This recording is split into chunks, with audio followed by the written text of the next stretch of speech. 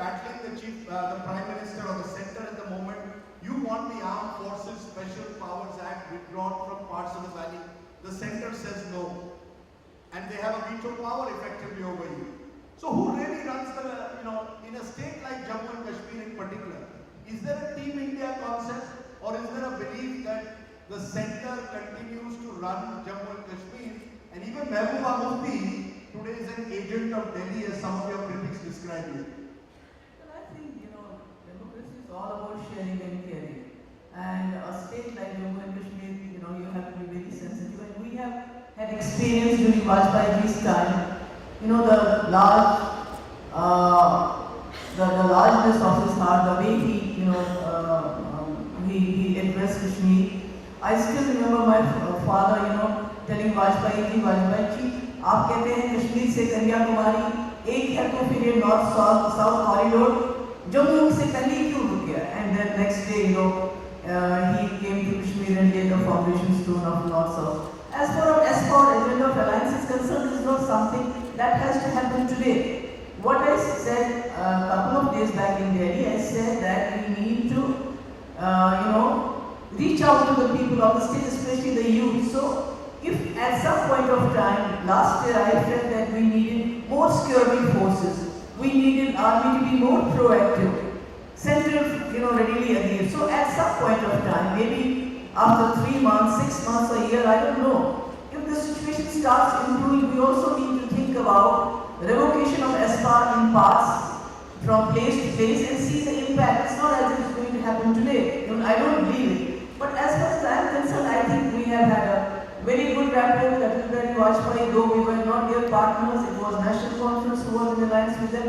And even at this point of time, when there were floods in 2014 in Kashmir, National Conference Congress was in government, Mr. Modi visited, I think within no time, and he also announced a package. And I think, with the regional parties coming up after this Mandal committee report was implemented, you just can't ignore regional leaders, you can't ignore regional parties. You have to, if you really, as Mr. Modi says, the states have to compete. So competition should be the basis, not the parties or not, the state governments. It's the competition, how well you are able to compete for your state. You mentioned Mr. Vajpayee 3 times, you mentioned Mr. Modi once. Was Mr. Vajpayee easier to deal with than Mr. Modi? Honest answer. No, see, we had a long association. We got enough time to work with him, and my father knew him from a long, long time. So that comfort was there. But as far as Mr. Modi is concerned, he also comes from a very grassroots level, and after having met him so many times, I feel he's open to all the ideas. In spite of the fact that people say that Mr. Modi has centralized power, I think with NITI Aayog and GST coming up, I think he has done the reverse. He is trying to, evolve the country as a true federal structure. And if there is authority, if he has a moral authority, if he is getting too many votes, that doesn't mean that, you think he is an authoritarian. My personal experience is that he is open to ideas. That's very good. That's a huge better place states. Do you fear that there will be that division between the states that are better equipped to handle the challenge of disruption and investment than a state like Jammu and Kashmir? Unfortunately, we definitely have one weakness because of the situation that we have in the state. And I also believe that in a democracy you need to respect the mandate of the people, be it if the party is from the opposition. And as far as Jammu and Kashmir is concerned, we are lagging behind, but it's not we are lagging behind because of the central government or because of the other states competing with us. It's because we are in a very difficult situation. We are a border state, and being a border state, central government, I would say, from rest of the country, from all over the country, Kashmir is handholding. Do you want to make an appeal today to all the Mumbai many industries here to come to Kashmir and invest in Kashmir, or will there be still impediments, particularly because of Article 370 and the peculiarities of Kashmir? Do you want to make an appeal to this Mumbai audience? This is where the money is. Well, first of all, unfortunately, it's not only about 370. You have 371 in Maharashtra. I don't know how many people know about it. So 370 is not an impediment. And I would not to start with ask them to come and invest. I would just ask them, please come with your families and enjoy, the spring of have a look. See, I think even with encounters going on in different parts of the valley or Jammu and Kashmir, still Kashmir is the safest place. Not only in our country, in the world, especially for women. You can move around, go and do whatever you want to do, and there will be nothing is going to be safe as you are at your homes. So having said that, I would say that Kashmir being a border state, yes, our sensitivities are different, and also we do have a role in as far as our relationship with other countries, especially Pakistan. So that role needs to be recognized, because we are the victims of any kind of skirmish between the two countries. So I would say that Jammu Kashmir is different. It's unique. That's why we have 370. So we need to be treated a bit differently, and that's what we are being treated. Let me put on record here that whenever we have asked for anything, be the Mr. Gadkari, be Mr. Jadekar, or any minister in the government, I mean, they never say no to us, and we get everything that we need. Okay. In the future, really now about national party. You can't ignore regional aspirations. They are going to be there, and it is usually the regional leadership that we have seen. After the Mandal Commission, the Yadavs and other Mayawati. Then you have in Bengal, you have Mrs. So they will remain in your view. I mean, they may be gone, but they are not out for good. They are going to be there. The reason I'm asking you, ma'am, is if you remember last summer when when you had the instances of stone pelting, your vision of the violence in Kashmir was very different to that of the center. Your vision, you went out of the way. It still is. It still is, exactly.